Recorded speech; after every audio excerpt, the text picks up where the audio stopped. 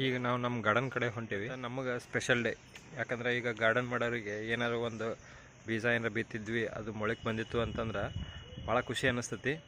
So ಈಗ ಆ ಖುಷಿನ ನಿಮ್ಮ ಜೊತೆಗೂ ನಾನು ಶೇರ್ ಮಾಡ್ಕೋತೀನಿ ಅಂತ. ಏನಪ್ಪ ಅಂತಂದ್ರೆ ನಾನು ಏನು ಕರ್ಬೂಜ್ ಅಂತ ಏನು ಕರಿತೀವಿ, ಅಂದರೆ ಮಸ್ಕ್ ಮೆಲಾನ್ ಅಂತ ಏನು ಕರಿತೀವಿ, ಅದನ್ನು ಒಂದು 5-6 ಬೀಜನ ಅಲೋವೆರಾ ಒಳಗಡೆ ನಾನು ಅವನ್ನ ನಾಟಿಸಿ ಬಿತ್ತನೆ ಮಾಡಿ ಒಳಗಡೆ ಕೊಕೊಪಿಟ್ ಒಳಗಡೆ ಇಟ್ಟಿದ್ದೆ. ಸೊ ಇವತ್ತು ಅವು ಮೊಳಕೆ ಬಂದಾಗ ಬರೋಕನ ಒಂದು ವಾರ ತಗೊಂತು. ಒಂದು ವಾರ ಆದಮೇಲೂ ಸಹಿತ ಈಗ ಮೊಳಕೆ ಬಂದು ಫಸ್ಟ್ 2 ಲೀವ್ಸ್ ಏನು ಬಿಡ್ತೈತಿ, 2 ಎಲೆ ಏನು ಬಿಡ್ತೈತಿ ಅದು ಬಿಟ್ಟು ಈಗ ಬೇರೂ ಚೆನ್ನಾಗಿ ಬಂದಿದ್ದಾವೆ.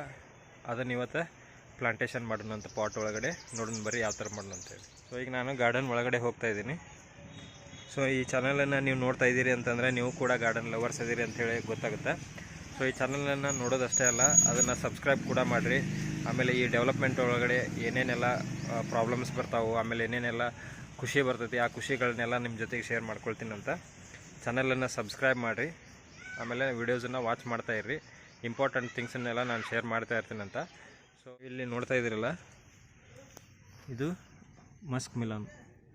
ಸೊ ಒಂದು ಗಿಡ ಇಷ್ಟು ದೊಡ್ಡದಾಗೈತಿ, ಇನ್ನೊಂದು ಇಲ್ಲಿ ಮೊಳಕೆ ಆಗಿ ನಿಧಾನಕ್ಕೆ ಈಗ ಬರ್ತಾಯಿದೆ ಅದು. ಸೊ ಇವು ಒಳಗಡೆ ಎಲ್ಲ ಬೇರುಗಳು ಭಾಳಷ್ಟು ಸ್ಪ್ರೆಡ್ ಆಗ್ಯಾವು. ಹಾಗಾಗಿ ಇದನ್ನು ಪ್ಲಾಂಟೇಶನ್ ಮಾಡಬೇಕಾದ್ರೆ ಭಾಳ ಕೇರ್ಫುಲ್ಲಾಗಿ ಮಾಡಬೇಕು. ನಾನು ಅದನ್ನು ಈ ಪಾಟ್ ಒಳಗಡೆ ಪ್ಲಾಂಟೇಶನ್ ಮಾಡ್ಬೇಕಂತ ಹೇಳಿ ಡಿಸೈಡ್ ಮಾಡೀನಿ. ಯಾಕಂದ್ರೆ ಇದು ಬಳ್ಳಿ ಇರೋದ್ರಿಂದ ಏನಾಗುತ್ತೆ, ಎಲ್ಲ ಕಡೆ ಸ್ಪ್ರೆಡ್ ಆಗೋ ಚಾನ್ಸ್ ಇರ್ತೈತಿ. ಸ್ಪ್ರೆಡ್ ಆಯಿತು ಅಂತಂದ್ರೆ ನನಗೆ ಇಲ್ಲಿ ಅಡ್ಡಾಡೋಕ್ಕೆ ಜಾಗ ಇರೋಂಗಿಲ್ಲ ಅನ್ನೋದ್ರ ಸಂಬಂಧ ನಾನೇನು ಮಾಡೀನಿ, ಇದು ಸ್ಮಾಲ್ ಗಾರ್ಡನ್ ಇರೋದಕ್ಕೆ ನಾನೇನು ಮಾಡ್ತೀನಿ, ಇದನ್ನು ಈ ಪಾಟ್ ಒಳಗಡೆ ನಟಿಸ್ತೀನಿ. ಸೊ ಇಲ್ಲಿ ನಮ್ದು ಲಾಸ್ಟ್ ಪಾಟ್ ಇದು. ಈ ಪಾಟ್ ಹಿಂದ್ಗಡೆನೂ ಸ್ವಲ್ಪ ಸ್ಪೇಸ್ ಇರೋದ ಕಾರಣ ನೀವು ಇಲ್ಲಿ ಬ್ಯಾಕ್ ಸೈಡ್ ಒಳಗಡೆ ನೋಡ್ತಾ ಇರ್ಬೋದು, ಅಲ್ಲಿ ಸ್ಪೇಸ್ ಐತಿ.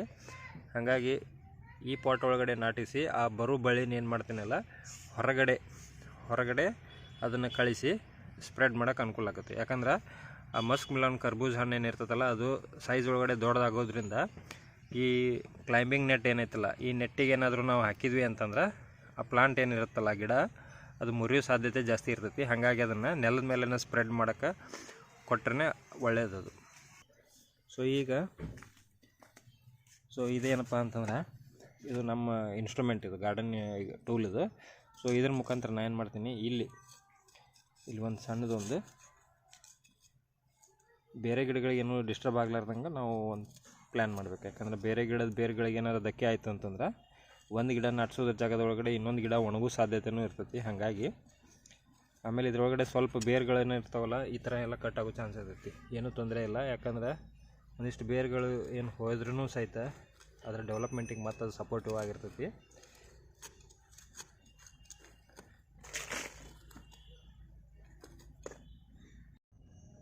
ಈ ಥರ ನಾನು ಸ್ವಲ್ಪ ತೆಗ್ ಮಾಡ್ಕೊಂಡಿನಿ. ಈಗ ನಾನೇನು ಮಾಡ್ತೀನಿ, ಇದೇನು ಕಪ್ ಒಳಗಡೆ ನಡ್ಸೇವಲ್ಲ, ಈ ಕಪ್ಪಿನ ಕೆಳಭಾಗದೊಳಗಡೆ ಕಟ್ ಮಾಡಿ ಆ್ಯಸ್ ಇಟ್ ಈಸ್ ಕಪ್ಪನ್ನೇ ಅಲ್ಲಿ ಪ್ಲೇಸ್ ಮಾಡಿಬಿಡ್ತೀನಿ.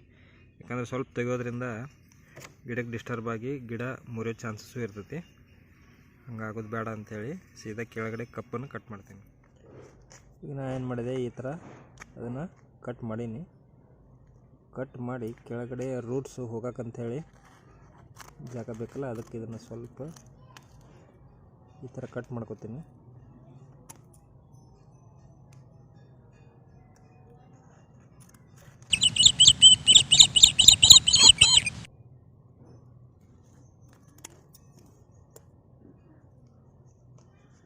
ಈ ಥರ ಮಾಡಿಕೊಂಡು ಇದನ್ನು ನಾವು ಡೈರೆಕ್ಟಾಗಿ ಹೀಗೆ ಪ್ಲೇಸ್ ಮಾಡಿಬಿಡಬೇಕು. ಮಾಡಿದ ಮೇಲೆ ಆ ಥರ ಮಾಡೋದಕ್ಕೆ ನನಗೂ ಯಾಕೋ ಕನ್ವೀನಿಯೆಂಟ್ ಅನ್ನಿಸ್ಲಿಲ್ಲ. ಅದಕ್ಕೆ ನಾನೇನು ಮಾಡೀನಿ, ಅದನ್ನು ಜಸ್ಟ್ ರಿವರ್ಸ್ ಒಳಗಡೆ ಡಂಪ್ ಮಾಡೀನಿ. ಮಾಡಿ ನೋಡಿರಿ ಈ ಥರ ಎಲ್ಲ ಬೇರೆ ಬಂದಿದ್ದಾವೆ. ಈಗ ಇದನ್ನು ಇದ್ರೊಳಗಡೆ ಪ್ಲೇಸ್ ಮಾಡೋಣ ಅಂತ ಈ ಥರ ಇದನ್ನು ಪ್ಲೇಸ್ ಮಾಡೀನಿ. ಯಾಕಂದರೆ ನನಗೆ ಪ್ಲಾಸ್ಟಿಕ್ ಪಾಯ್ಸನಸ್ ಅಂತೇಳಿ ಗೊತ್ತಿದ್ದೂ ಇದರೊಳಗಡೆ ನಾನು ಪ್ಲೇಸ್ ಮಾಡಿದ್ನಿ ಅಂತಂದರೆ ಅದು ಪಾಯ್ಸನಸ್ ಎಫೆಕ್ಟ್ ಎಲ್ಲದಕ್ಕೂ ಸ್ಪ್ರೆಡ್ ಆಗಬಹುದು. ಮೇಜರ್ಲಿ ಆಗಲಿಲ್ಲ ಅಂದರೂ ಮೈನರಾಗಿ ಗಿಡಕ್ಕೆ ಇಂಪ್ಯಾಕ್ಟ್ ಆಗೋದೇ ಅದು. ಸೊ ಹಾಗಾಗಿ ಈ ಥರ ಮಾಡಿದ್ದೀನಿ. ಆಮೇಲೆ ನಿಧಾನಕ್ಕೆ ಏನು ಮಾಡ್ತೀನಿ, ಈ ಮಣ್ಣನ್ನು ಸರೌಂಡಿಂಗ್ ಒಳಗಡೆ ಹಾಕಿಬಿಡ್ತೀನಿ.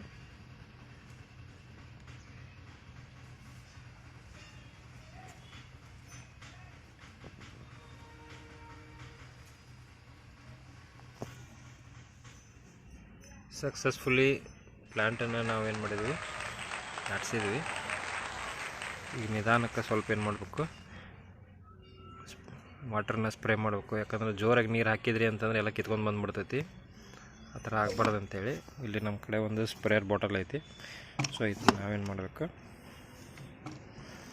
ಸ್ವಲ್ಪ ಹವಾ ಹಾಕಿ ಇದನ್ನು ನೀಟಾಗಿ ಈ ಥರ ಸ್ಪ್ರೇ ಮಾಡಬೇಕು.